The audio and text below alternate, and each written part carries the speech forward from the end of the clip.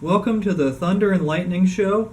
I'm here with Ryan the Retrograde, who's going to talk about fasting today. We just started the season of Advent, so if you're watching this video, hopefully, you have some interest in fasting, and if you don't, you will by the end of the video. So, go ahead, Ryan. Thank you, John. Now, the question is, what does fasting, how is it relevant to Advent? Well, one thing you'll notice is if you attended Mass today, which I hope you did, this being the first Sunday of Advent, you will have noticed that the priest is wearing violet or purple, like this shirt, like this tie. And when you see violet or purple, you immediately think, or should think, penance. And the penances, you would be surprised to find out that the church still recommends some penances for Advent. They are not required anymore, but I wanted to do a brief video and to draw your attention to the idea of fasting and penance during Advent. Last week, when I was doing some preparation for Advent, and I was doing some research into the fasting regulations of the church as they existed 100 years ago, 500 years ago, 1,000 years ago, whatever, during the apostolic age. I looked into this, and in the time of, if you look at the Catholic Encyclopedia, which you can find online, it mentions specifically, and I don't remember the details, but pretty sure that the Fridays of Advent were fast days.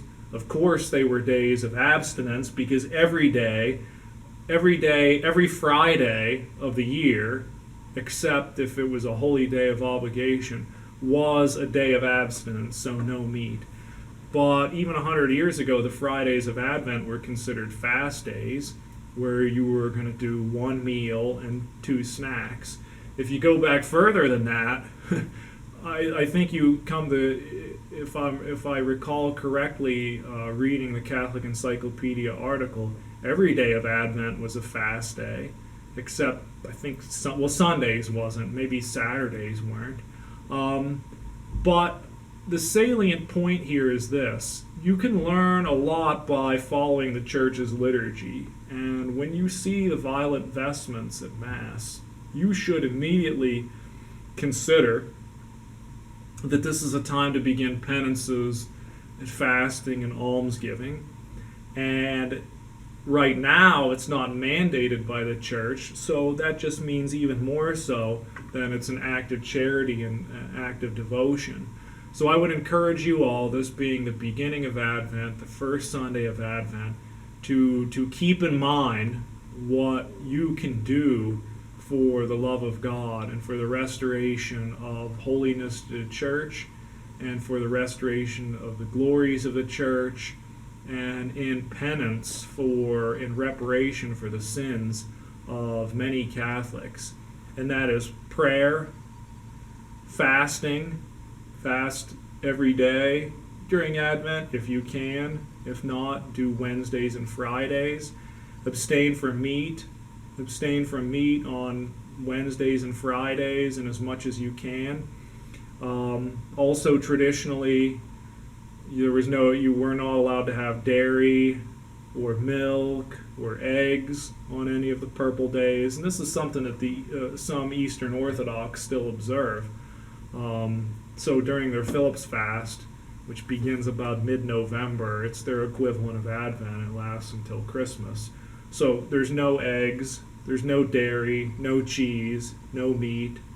And we Catholics had something very similar until these fasts and abstaining periods were gradually abolished, mitigated through the 17, 18, 1900s, till we get to today when in the general church there's only 2 fast days in the whole year, and that's Ash Wednesday and Good Friday. And now the question of what days are abstinence, canon law actually says every Friday is a day of abstinence, and also Ash Wednesday. But there's mitigations on that say, well, the Friday's not of Lent. You can go eat meat if you want to, but you have to do some other penance. Well, that's by indult. And even the Fridays of Lent, you can go to Fish Fries and buy Yeah, and pig out. unhealthy foods. So I don't know how much penance that is to just go and all-you-can-eat fish fry.